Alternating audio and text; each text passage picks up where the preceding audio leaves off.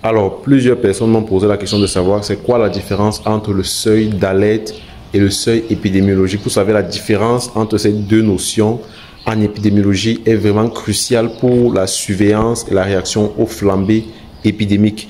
Donc, dans cette vidéo, je vais vous présenter en quelques minutes la différence entre le seuil d'alerte et le seuil épidémiologique, de sorte que vous pourrez facilement faire la distinction entre ces deux seuils-là. Bienvenue à cette nouvelle vidéo. Je suis Russell Youssa, spécialiste en santé publique. Et si vous ne voulez manquer aucune vidéo qu'on partage ici, je vous encourage à vous abonner et à activer la cloche de notification parce que ici, on publie du contenu lié à la santé publique, lié à l'épidémiologie, lié à l'actualité sanitaire. Et je partage également mon expérience en santé publique avec vous. Donc, pour ne rien manquer, si vous êtes étudiant en santé publique, si vous êtes professionnel de la santé, je vous encourage à vous abonner et à activer la cloche de notification. Alors, la différence entre le seuil d'alerte et le seuil épidémiologique, cette différence est très simple.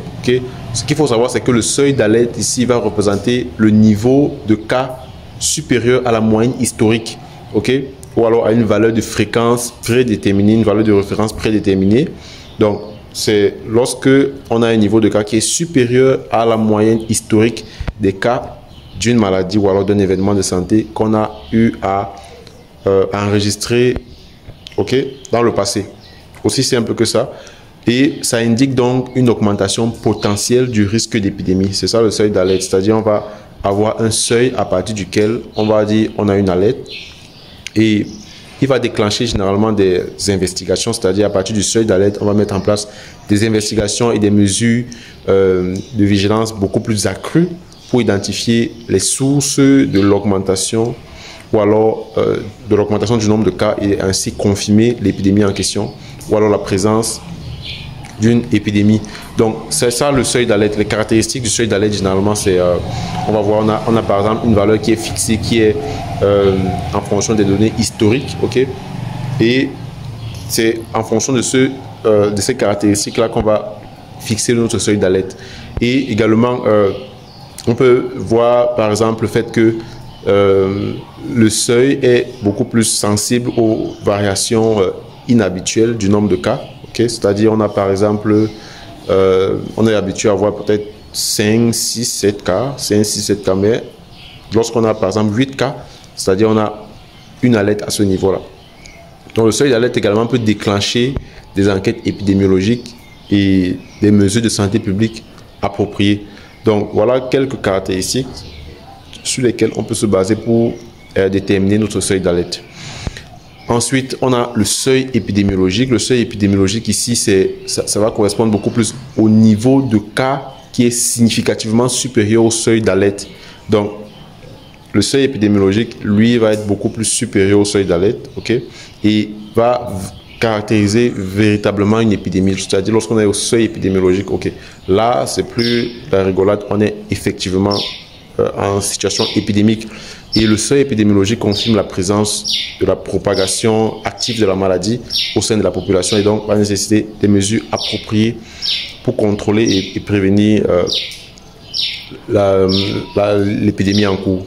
Donc voilà les principales différences. Et si on veut donner quelques caractéristiques du seuil épidémiologique, on va voir par exemple que le seuil épidémiologique est naturellement plus élevé que le seuil d'alerte, parce que le seuil d'alerte, on dit on est en alerte parce qu'on a déjà un nombre de cas qui est assez élevé par rapport à ce qu'on a habituellement. Maintenant, le seuil épidémiologique, lui, est beaucoup plus élevé, c'est-à-dire que on a une transmission beaucoup plus élevée également au sein de la population en ce qui concerne la maladie.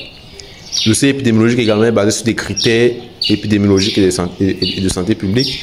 Il va faire en sorte qu'on va mettre en place des réponses à grande échelle au sein de la population pour limiter la propagation.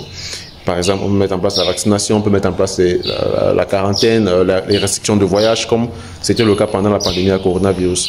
Donc, le seuil d'alerte, s'il faut se résumer, c'est un signal d'avertissement précoce, d'une épidémie potentielle, tandis que le seuil épidémiologique, c'est beaucoup plus élevé par rapport au seuil d'alerte.